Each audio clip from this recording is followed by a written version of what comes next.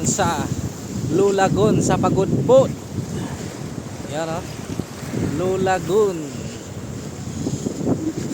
Beach. So maganda po dito pag summer ngayon kasi mainit. Saka dito makita po yung mga windmills. Yan po.